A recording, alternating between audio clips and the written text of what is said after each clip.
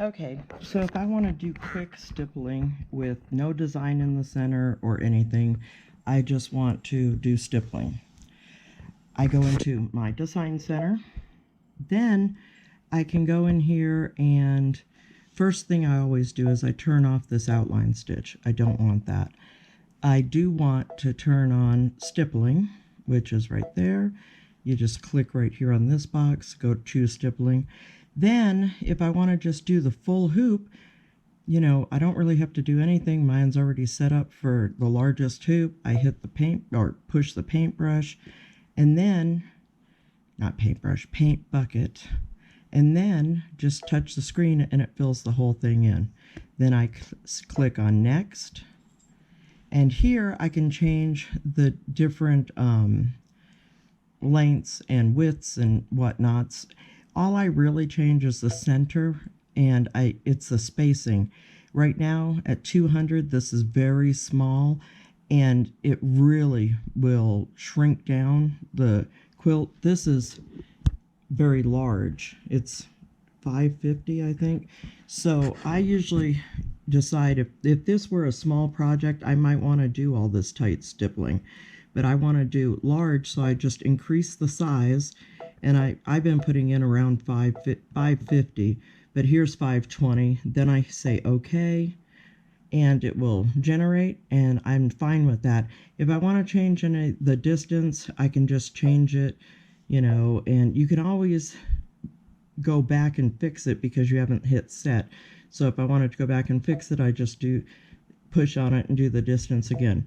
All right, so once I say set, it's going to ask me to make sure everything's okay. I say okay. Now I'm in the embroidery screen. I push embroidery, then I'm going to embroider it. You really can't take the size down a lot. When you want to do precise sizes, like from here per se to the end here, you take your ruler and measure it. Then I'm going to delete this. I'm going to go into my design center. Of course, I'm going to turn off the outline stitch. Then I'm going to go ahead and put it into stippling and say okay. Then I'm going to choose the circle in the box, and I'm going to choose the box and say okay. And I'm going to click on size. Then right now it's telling me this is 6.19 by 6.19, which is a square. If I knew I needed it to be 9 inches from top to bottom, I would use this icon, which is it's showing that it's spreading it up and down, or it would spread it side to side if I use the one below it. So let's say that I want it to be 6 wide. I would use the arrows going in because that's, you know, smaller, and I would change it down to 6. And sometimes you have to play with the numbers a little bit as you do it, because once I go over and check it, it might be a half an inch too big. So I'd know I could come back in and I could either resize it in the design editing area, or I could come back in here and just take it down 1/4 of an inch or a half an inch. So after I know what size I need, let's say I need it to be taller, you know, top to bottom, I'm going to click on those 2 arrows. If I need it to be side by side, I click on these.